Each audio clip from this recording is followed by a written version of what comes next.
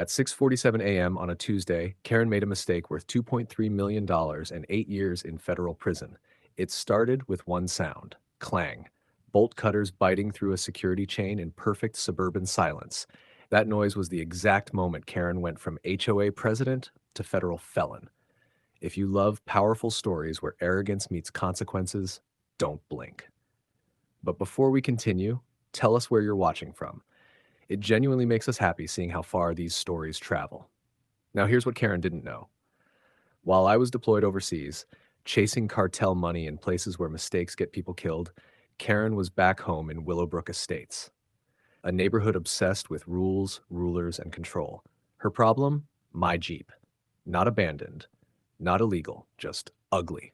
HOA dues were $150 a month, basically a subscription to let Karen bully people. That Jeep wasn't personal property. It was a federally assigned task force vehicle, clearly marked, legally protected, and carrying $347,000 in clad surveillance equipment. Equipment you do not touch. 2 weeks into my deployment, the violation notice arrived. Open quote, unauthorized vehicle storage, $50 per day, close quote. My sister Lena tried reasoning. She showed deployment orders, explained everything. Karen smiled and said, rules are rules. What Karen didn't expect was my grandmother's paperwork. Buried in 1987 HOA bylaws was one deadly sentence: military and law enforcement vehicles are exempt. Karen wasn't enforcing rules, she was making them up. And when my sister called crying saying a tow truck was circling the block, I realized this wasn't about parking. Karen had just declared war. Karen crosses the line while I'm overseas. Karen didn't back down. She escalated. 48 hours after the violation notice, a registered letter hit my sister Lena's mailbox. Open quote, final warning, vehicle will be towed within 24 hours. Emergency community enforcement, close quote, 24 hours. Not 48, not reasonable. Emergency, completely fake, wrapped in official-looking language designed to scare people into silence. While I was halfway across the world, my sister was standing in our grandmother's kitchen watching a tow truck circle the block like a shark. Lena called me, whispering, "He keeps slowing down when he passes the house." Karen wasn't enforcing rules anymore. She was testing how far she could go. Here's the part that turned my stomach. Karen didn't just target me. Lena started noticing a pattern: military families, veterans, elderly homeowners, a Marine cited for his motorcycle, a Navy wife fined because her baby cried at night, an elderly couple threatened over medical equipment noise. Every single one had something in common: they couldn't fight back easily. Then Lena found it. Buried in old community records was a letter Karen had sent years earlier recommending Willowbrook avoid transient military residents because they hurt community image. That's when it clicked. This wasn't about a Jeep. This wasn't about parking. Karen was systematically pushing military families out. When Karen showed up personally to inspect the property, photographing my Jeep, measuring distances, trespassing repeatedly, she thought she was documenting violations. What she was actually doing was building evidence against herself, and she had no idea that Jeep was recording everything. Karen didn't realize she'd already lost. She thought she was documenting violations. What she was actually doing was trespassing on federal property.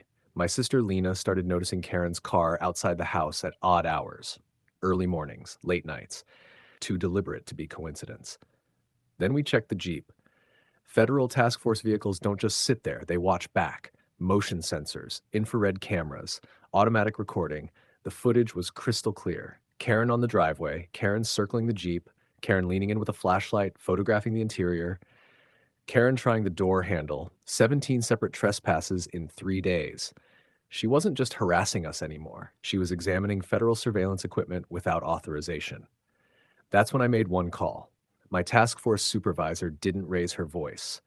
She didn't need to. Her tone dropped into something calm and lethal.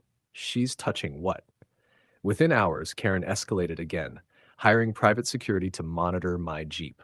They told neighbors the vehicle was dangerous, that military equipment brought risk, that my family was a problem.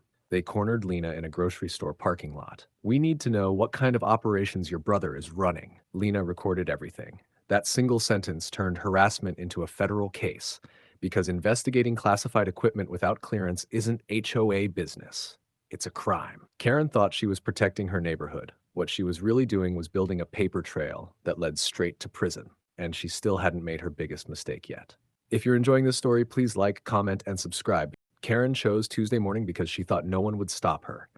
At 6:47 a.m., security footage captured her stepping onto my driveway with bolt cutters and a clipboard, wearing an HOA polo-like armor. She knelt, measured the chain, then snapped it.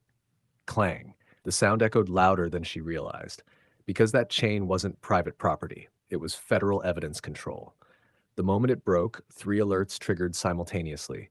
One to my task force command, one to regional federal security, and one to an automated evidence log that timestamps tampering. Karen waved the tow truck forward like she'd won. She hadn't. The tow driver froze when 2 unmarked black SUVs rolled in behind him. Then a third. Agents stepped out calmly. No shouting. No drama. "Ma'am," one of them said, "step away from the vehicle." Karen laughed. "I'm HOA president." They didn't care. She argued. She demanded. She quoted bylaws. They read charges: destruction of federal property, unauthorized surveillance, interference with an active investigation, civil rights violations against military families. Neighbors gathered. Phones came out. Karen's clipboard hit the concrete. By noon, Willowbrook Estates' HOA board had dissolved itself in an emergency vote. By Friday, Karen's bank accounts were frozen. By Monday, federal prosecutors announced indictments. That Jeep never moved. But Karen did. Straight into a courtroom she couldn't rule.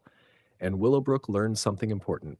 HOA power ends where real law begins. Share this story with your loved ones. Tell us where you're watching from. It makes us happy to see how far our stories go. And don't forget to like, comment, and subscribe for more HOA showdowns like this. The end.